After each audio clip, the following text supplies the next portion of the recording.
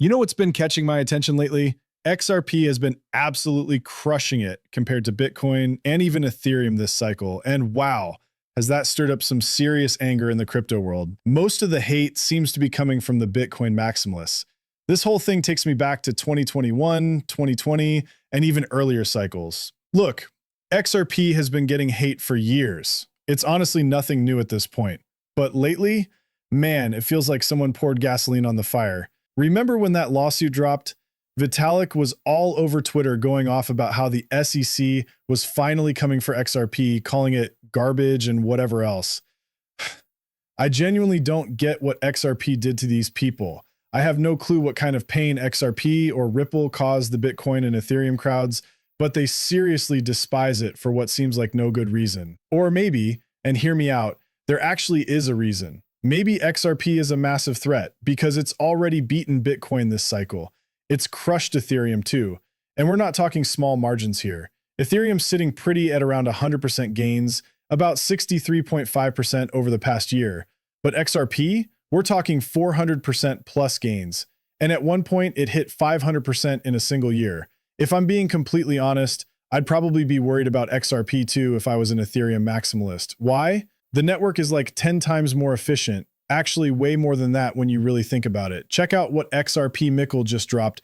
This is straight from a CME Group report we've covered before, but it's worth repeating.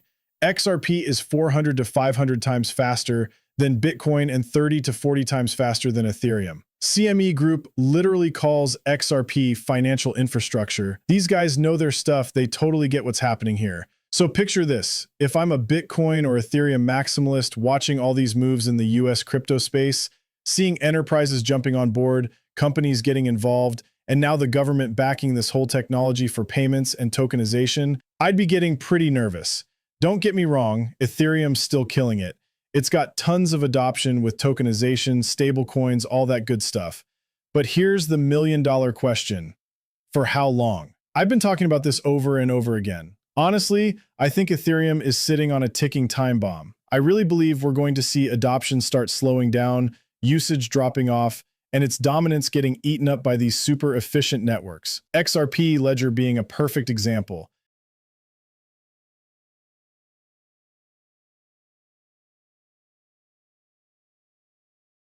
Look, I'm not trying to be biased here. I don't think it's all about XRP taking over. There's some absolutely incredible tech in the space, but the numbers don't lie.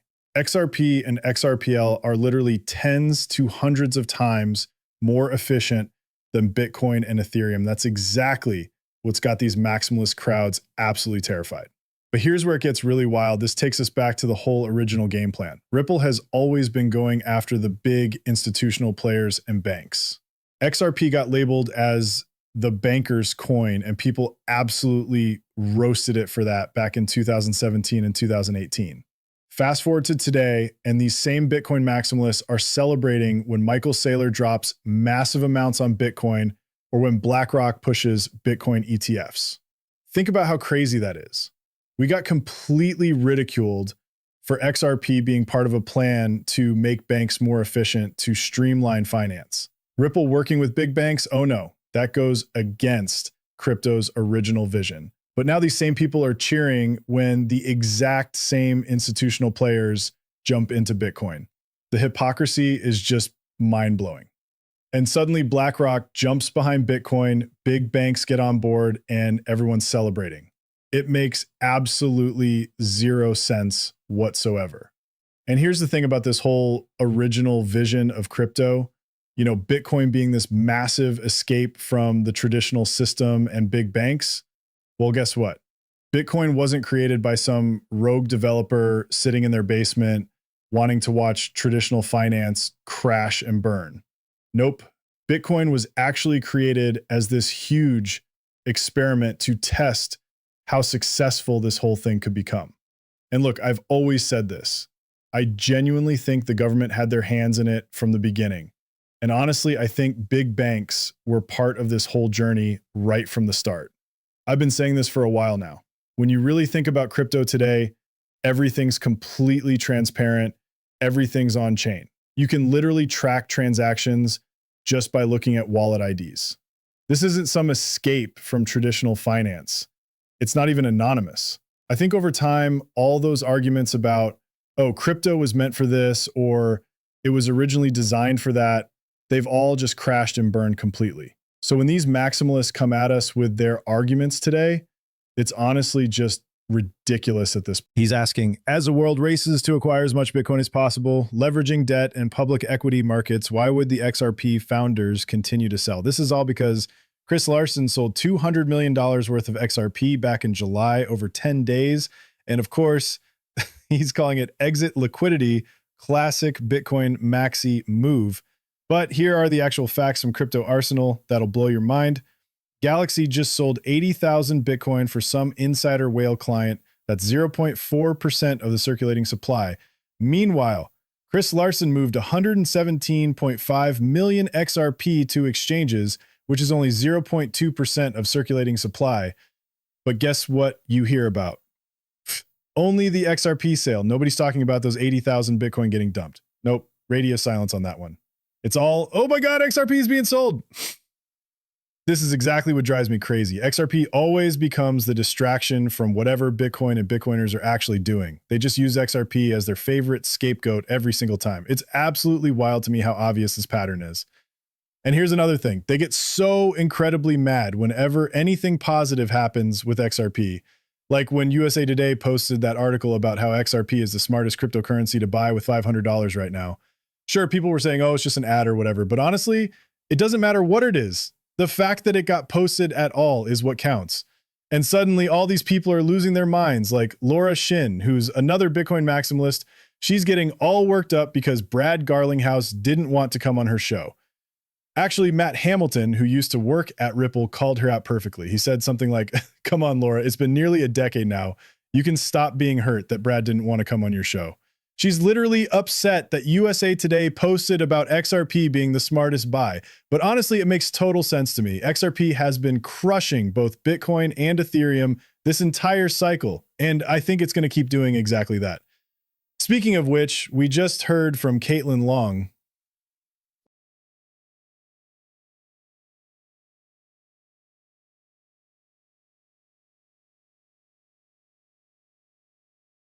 All right, I'm about to play this clip. Just when you think the XRP army is done going after Brad Garlinghouse, Ripple, and Stuart Alderati, we get this gem. This is from Digital Asset Investor, and we've got vet_XO absolutely going off. Check this out. He says, she has no clue what she's talking about, but she talks with such confidence about it. Here are the facts he's dropping. Ripple never did an ICO. XRP was literally worth nothing when the XRP ledger launched. All 100 billion tokens went into the Genesis account, and the XRP ledger is completely decentralized. He's saying it's either pure ignorance or lack of education to keep insisting otherwise. And get this, there's absolutely nothing stopping anyone from joining the network, running infrastructure, or even forking the entire code base. We're talking about thousands of nodes and over 100 validators run by regular people and businesses, the same folks that critics claim don't even exist. Meanwhile, Ethereum actually did do an ICO, and Bitcoin was literally used to buy Ethereum for those initial investors. Plus, Ripple Payments uses the XRP ledger. RLUSD gets issued on it too. There's massive progress happening, growing business use cases, more developers, new functionalities through amendments, and this incredibly deep liquid network backed by a native DEX. We're talking about the very first DEX and tokenization platform ever created. Those are straight facts, but listen closely to what Caitlin Long is about to say.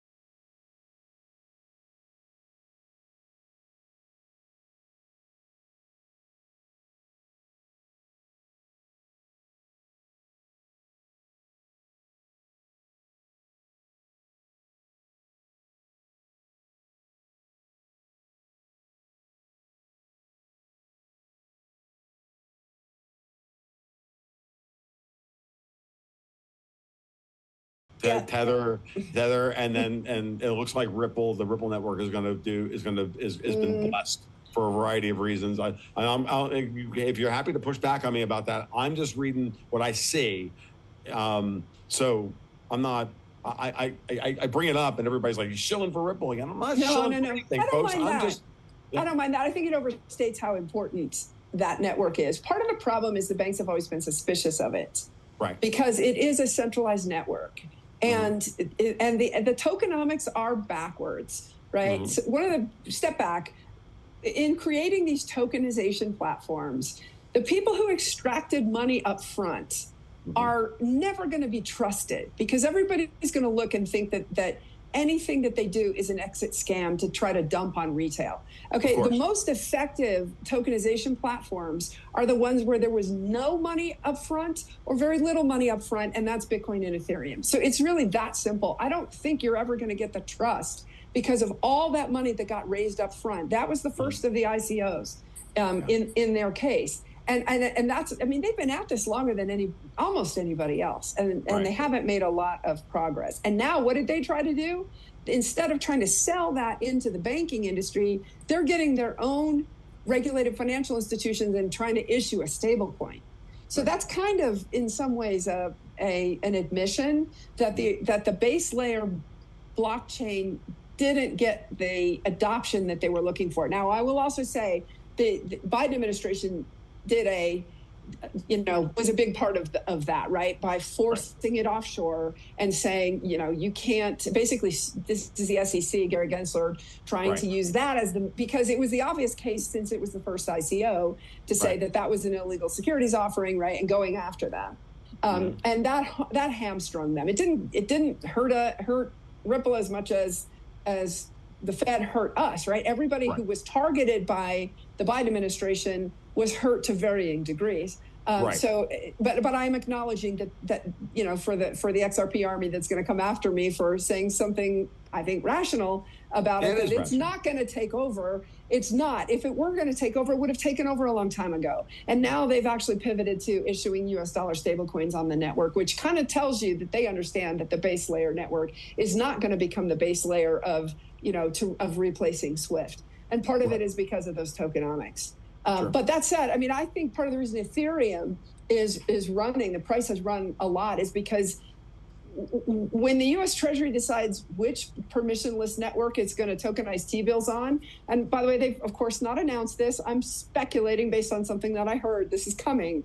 They're not going to use Ripple. They're going to use Ethereum. They may use Bitcoin, but the Bitcoin layer 2s are not mature enough for something like that, right? They've got to think like a bank. And the most mature blockchain platform by far for this type of issuance is Ethereum. Solana's coming up, but it's so centralized, I don't know that the US government would want to take that risk. Oh, so now we're supposed to tokenize on Bitcoin and tokenize on Ethereum too. Okay, let's pump the brakes and actually use our brains here for a hot minute. Trump straight up told everyone he's backing US crypto projects. But here's the kicker. Ethereum, not even remotely US backed. It's nowhere near that homegrown American crypto list Trump's talking about. But the absolutely bonkers part, Caitlin Long just threw her entire reputation out the window the second she started pushing tokenization on Bitcoin. I mean, come on, nothing's going to function on Bitcoin when you're talking real world scale for transactions. Look, I've been beating this drum till I'm blue in the face. And this isn't me having some personal vendetta against Bitcoin or whatever. I'm coming at this as someone who actually understands the tech stack. When you dig into what's actually under the hood of Bitcoin, I'm just calling it like I see it based on the facts. The bottom line, Bitcoin just can't handle financial transactions at the scale we need, period. That's not opinion. That's just how the technology works. Ethereum doesn't work for financial transactions at scale either. We've never actually seen Ethereum hit its absolute peak usage, except for that one crazy time back in 2022 with the Bored Ape Yacht Club land token drop. This was an NFT you could redeem and purchase, and the buying frenzy around it was absolutely insane. The demand got so ridiculously high that guess what happened to transaction fees? Picture this. You want to send $5 to a friend or family member. You're probably thinking, all right, well, the fee couldn't be more than a few cents. I mean, why would anyone send $5 if they're going to lose money on the transaction? There's no way it could have been that expensive. Want to know how much it actually cost? Thousands of dollars to move $5. I'm not kidding. People were literally paying $3,000 in gas fees just to claim their land tokens. Guys, I hate to be the bearer of bad news here, but absolutely zero regular people are going to use Ethereum for everyday financial transactions. It's just not happening. We keep hearing from Franklin Templeton when they talk about tokenization. The main reason they're going with public blockchains, they want to save money. They absolutely do not want Ethereum for the long haul. Sure, these use cases might be launching on Ethereum right now because it's got the most experience under its belt, but here's the thing. Everything we're seeing with tokenization today is just testing. Eventually, we're going to watch it all migrate over to other networks.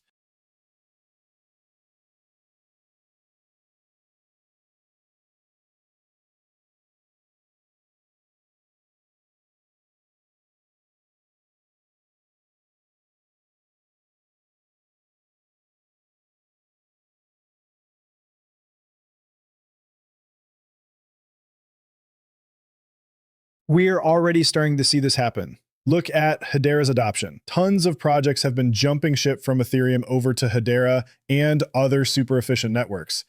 And again, this isn't me being some hater or having a bias against anything. I'm literally just stating facts and staying educated about the actual technology.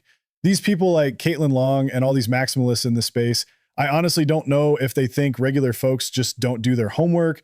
Maybe they're banking on someone listening to this stuff and immediately thinking, oh, XRP must be completely useless. I honestly have no clue why XRP gets beaten up so badly. And the hate that Ripple gets, it's completely ridiculous to me. These people have absolutely zero idea what they're actually talking about. They just keep running their mouths nonstop. But here's the thing. We're at this crucial moment where if you really want to lock in and understand what's happening, you need to wake up to what's going down in this space. We're literally watching tokenization explode right before our eyes. Stablecoin growth is taking off like crazy. And here's what these people don't get. This stuff is not going to happen at scale on these slow, inefficient networks. It's all going to shift to the most efficient networks out there. And just like Vet is pointing out, the XRP ledger was literally the first DEX ever created and the first tokenization platform to exist in this entire space. What Ripple's building, listen, this is going to be one of the absolute biggest crypto companies out there. Ripple, the XRP ledger, XRP, I genuinely think this is going to end up being one of the largest crypto-based networks and projects in existence. It might take a little more time to play out, but I honestly think all the puzzle pieces are finally clicking into place. And if you think these maximalists are losing their minds now, oh man, it's only going to get so much worse. I genuinely believe XRP is going to keep crushing Ethereum. I think it's going to keep demolishing Bitcoin's performance too. And by the end of this year, XRP is going to be absolutely massive. So hey, I really hope you guys enjoyed this one. If you did, definitely smash that like button, hit subscribe, and turn those notifications on because there's tons more free content coming your way.